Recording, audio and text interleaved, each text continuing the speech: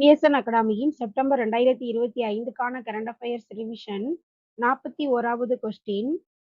வாக்காளர்களுக்கான 12வது அடையாள ஆவணமாக அனுமதிக்கப்பட்ட ஆவணம் எது?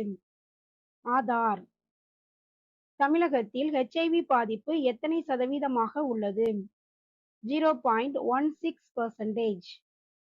இந்தியா வாகன உற்பத்தியில் உலக அளவில் எத்தனையாவது இடத்தில் உள்ளது? 3வது இடம்.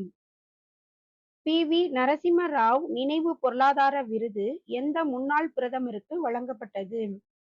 மன்மோகன் சிங். தமிழ்நாடு காவலர் தினம் எந்த நாளில் அனுசரிக்கப்படுகிறது? செப்டம்பர் 6. ஜனனி சுரக்ஷா யோஜனா எந்த ஆண்டு தொடங்கப்பட்டது? 2005. முதலமைச்சரின் விரிவான காப்பீட்டு திட்டம் எந்த ஆண்டு தொடங்கப்பட்டது? 2011. அன்புக்கரங்கள் திட்டம் எந்த நாளில் தொடங்கப்பட்டது? செப்டம்பர் 15, 2025. ஒருங்கிணைந்த ஓய்வூதிய திட்டம் எப்பொழுது தொடங்கப்பட்டது? ஏப்ரல் 1, 2025.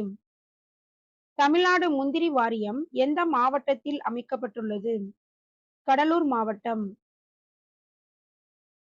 மெட்ரோ ரயில் சேவைகளை வழங்குவதில் இந்தியா எத்தனையாவது இடத்தில் உள்ளது? 3வது இடம். முதலிடத்தில் சீனா, 2ஆம் இடத்தில் அமெரிக்கா உள்ளது. ஞான பாரத திட்டம் எதனுடன் தொடர்புடையது? ஓலைச்சுவடிகள் எண்மமயமாக்கம். தேசிய கடல் சாகச விளையாட்டு போட்டிகள் எங்கு நடைபெற்றது?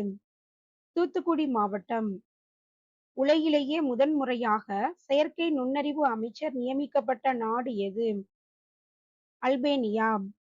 உலகிலேயே முதல் முறையாக மூங்கிலில் இருந்து எத்தனால் உற்பத்தி செய்யும் அதிநவீன ஆலை எங்கு அமைக்கப்பட்டுள்ளது? அஸ்ஸாம். தமிழகத்தில் உயர்கல்வி பயில்பவர்களின் எண்ணிக்கை எத்தனை சதவீதமாக உயர்ந்துள்ளது? 53%. அகழாய்வு தளமான சென்னானூர் எந்த மாவட்டத்தில் அமைந்துள்ளது? கிருஷ்ணகிரி. உள்நாட்டில் தயாரிக்கப்பட்ட 2வது நீர்மூழ்கி எதிர்ப்பு போர்க்கப்பல் எது?